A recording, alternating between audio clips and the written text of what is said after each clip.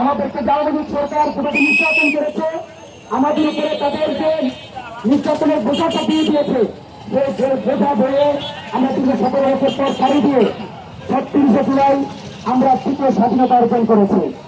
সেই দীর্ঘ স্বাধীনতা অর্জনের দীর্ঘ 9 মাস হয়ে যাওয়ার পরেও আজ পর্যন্ত আমরা আওয়ামী লীগকে নিষিদ্ধের জন্য কোন প্রক্রিয়া বা কোন পদ্ধতি আমরা পাইনি।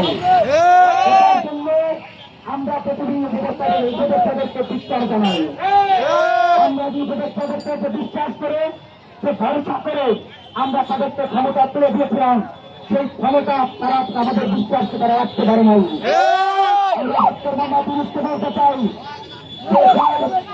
আপনাকে আমরা ভরসা করেছিলাম যে আপনি আপনার সর্বপ্রথম সংস্কার করার কথা ছিল আওয়ামী লীগকে চিরতর বাংলাদেশের জন্য নিষিদ্ধ ঘোষণা করা, এবং তারা যে বাংলাদেশে গণহত্যা করেছে সেই গণহত্যার বিচার কার্যকর পরিচালনা করা।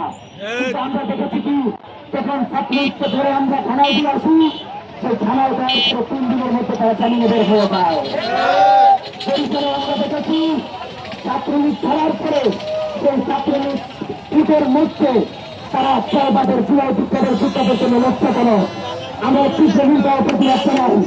আমরা প্রশাসনকে বলতে চাই, আপনারা কোনো কঠোর হন, আমাদের প্রতিবাদে আপনারা গুলি চালিয়েছেন, আমাদের প্রতিবাদে স্কুল চালিয়েছেন, আমাদের আবু সাইদ মুক্ত সে চাইতুল থেকে শুরু করে ওয়াসিম থেকে শুরু করে যত লোক আপনারা শহীদ করেছেন, এটা আমরা ভুলি নাই।